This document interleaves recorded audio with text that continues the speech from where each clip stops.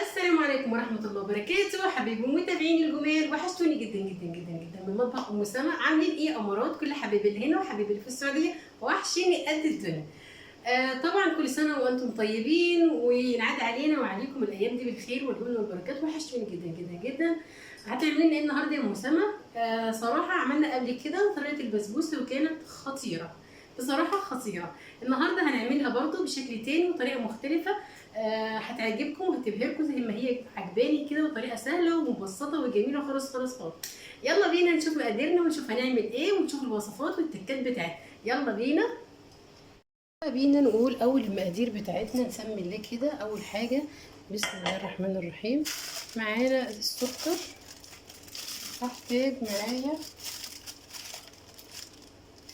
بسم الله الرحمن الرحيم كوبايه ونص.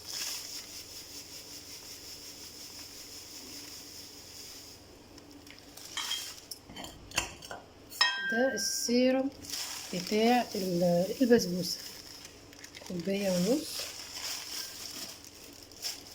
هنحط عليهم ميه قد ايه يا ام سما؟ هنحط عليهم كوبايتين، وهرفعهم على النار ويغلوا معايا حوالي 7 دقايق.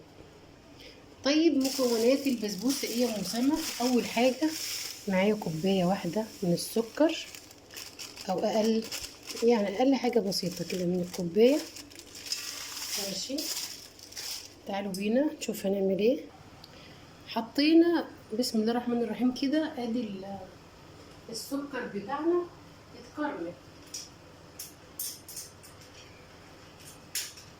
هنهدي عليه النار خالص ونسيبه يتكرمل. العين التانية كمان زي ما انتوا شايفين كده عليها السيرم بتاعنا، زي ما انتوا شايفين كده. هنسيبه خالص ومش هنقلبه كتير. انا عايزة بس ياخد معايا اللون اللي هو البني الفاتح.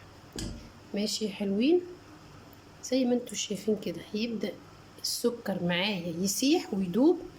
ماشي، هنشوف هننزل عليه بايه ومحتاجين ايه معانا. نهدي النار. ادي مرحلة الكرملة بتاعة السكر بتاعتنا، بتاخد لون حلو كده. لسه هيفك طبعا كده. اللون ده حلو جدا معايا. هضيف له كوباية مية، بس تكون المية ايه، سخنة او مغلية. كل ده هيبدأ يفك معايا.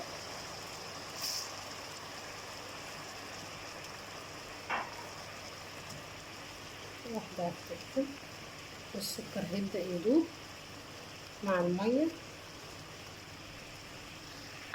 زي ما انتوا شايفين كده السكر بتاعنا داب. هنزل معايا عندي قطعة حلوة كده من القشطة، هدوبها كده معاهم، كانت في الفريزر. ماشي، وهجيب كمان بسم الله الرحمن الرحيم طبعا بسبوسة يعني سمنة بلدي. احط مقدار كده حلو، حوالي ايه 3 معالق كده كبار من السمن البلدي.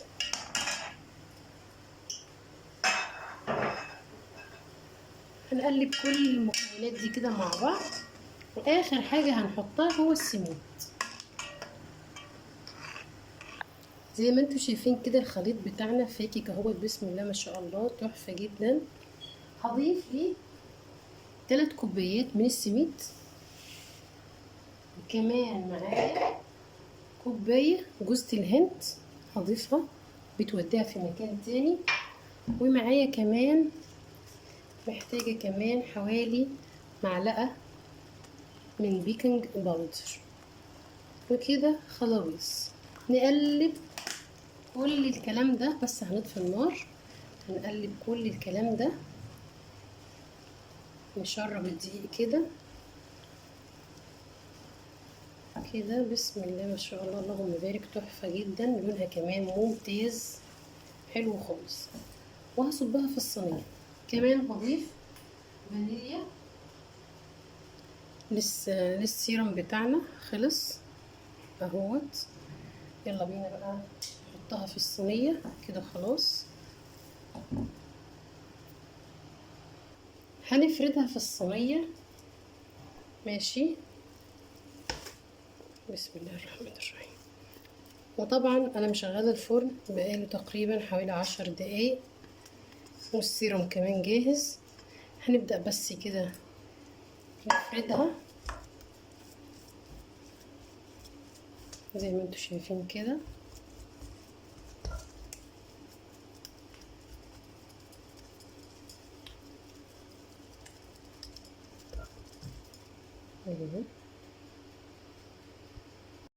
جبنا الصينية كده وحطينا فيها كل الخليط، وهنبدأ كده نوزع الخليط ونفردها ونسويها. ماشي اهوت. ومشغلة الفرن بقاله حوالي 10 دقايق. هحاول كده ان انا اسويها. ماشي، لازم تهزها كده عشان الفرافات. واجيب معايا طبق فيه شويه ميه وهبل بايدي كده بطرف ايدي بس كده. ماشي، حاجه بسيطه خالص خالص. اسوي بس الايه لانها سخنه جدا. هدخلها الفرن خلاص وهوريها لكم اول ما تخرج. جمال البسبوسه والمنظر بتاعها خطير جدا جدا جدا. بينا نشوف البسبوسه وهي خارجه. بسم الله ما شاء الله. هنسقيها السيرم بتاعنا كله.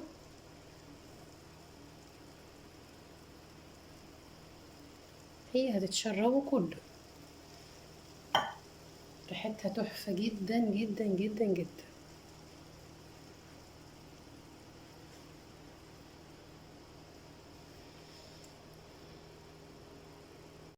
الله الله الله الله على الجمال والحلاوة. المنظر تحفة جدا يا جماعة.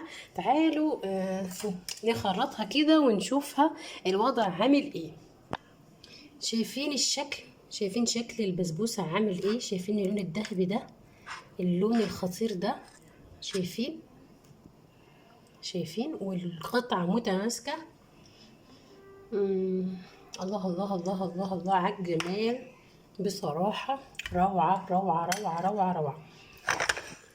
صدقوني لو عملتوا الطريقة دي تحفة جدا جدا جدا. زي ما انتوا شايفين كده دايبة كده دوب دوب. بسم الله ما شاء الله على الجمال والحلاوة.